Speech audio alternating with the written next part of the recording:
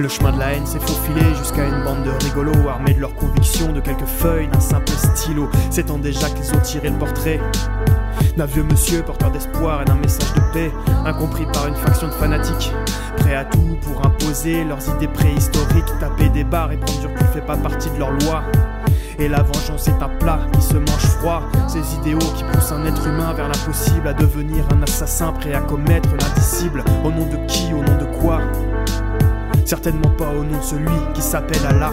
Haine, intolérance, Charlie, ça commence par un coup de crayon et finit par une sape de plomb. Quelques dessins pour enflammer les passions, un lourd tribut payé pour la liberté d'expression. Haine, intolérance, Charlie, ça commence par un coup de crayon et finit par une sape de plomb. Quelques dessins pour enflammer les passions, un lourd tribut payé pour la liberté d'expression. Deux faucheuses qui glissent sur la bêtise et l'ignorance, descendent de leur carrosse de mort pour effectuer leur sale vengeance.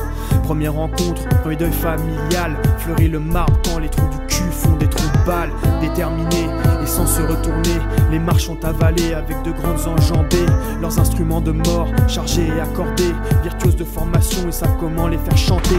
Mais les balles tirées ont ricoché un peu plus loin, sont venus se ficher dans tout un peuple au cœur brisé. Couleur arc-en-ciel, couleur de toutes les fois où se sont retrouvés Dieu, Bouddha et Allah. Haine, intolérance, Charlie, ça commence par un coup de crayon et finit par une sape de plomb. Quelques dessins pour enflammer les passions, un lourd tribut payé pour la liberté d'expression. Haine, intolérance, Charlie, ça commence par un coup de crayon et finit par une sape de plomb. Quelques dessins pour enflammer les passions, un lourd tribut payé pour la liberté d'expression. Début d'une folie qui ne prendra fin que 3 jours après, et 20 morts en vain. Ce qui s'est passé en bas de chez nous est à vomir, à jamais au futur doit être à bannir. Attirant les regards et le soutien du monde entier pour se serrer les coudes face à l'adversité. Cohésion nationale, l'ennemi commun rassemble mais abreuve le Front National. La connerie s'exporte, c'est comme pour tout.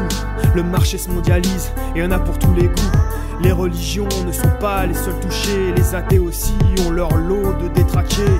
Haine, intolérance, Charlie, ça commence par un coup de crayon et finit par une sape de plomb. Quelques dessins pour enflammer les passions, un lourd tribut payé pour la liberté d'expression. Haine, intolérance, Charlie, ça commence par un coup de crayon et finit par une sape de plomb. Quelques dessins pour enflammer les passions, un lourd tribut payé pour la liberté d'expression. La vie d'un homme a-t-elle la même valeur, qu'il soit né ici en Occident ou là-bas ailleurs? Alors pourquoi dans les médias on n'a pas entendu parler du Nigeria?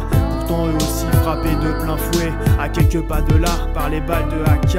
Des villages entiers pillés, torturés, tués, violés, assassinés, massacrés.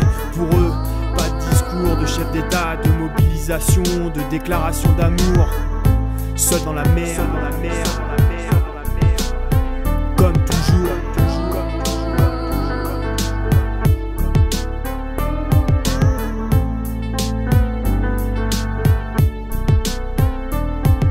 Et toute cette violence, ça m'a marqué comme un coup de poing envers pilé que j'ai pas réussi à esquiver. Fallait que ça sorte, fallait que je le pose. Tout mon dégoût d'un tel gâchis avec de la prose. Mais je me dis qu'au fond de chacun de nous, bah y a du bon, y a du con, tout est question de proportion. Quand la seule perspective de vie est le néant, n'étonne pas que certains se mettent à crier aux mécréants. L'homme n'est pas mauvais, il le devient, et c'est en connaissance de cause qu'il faudra construire demain. Tellement d'énergie mis dans la haine, et tellement peu dans des je t'aime.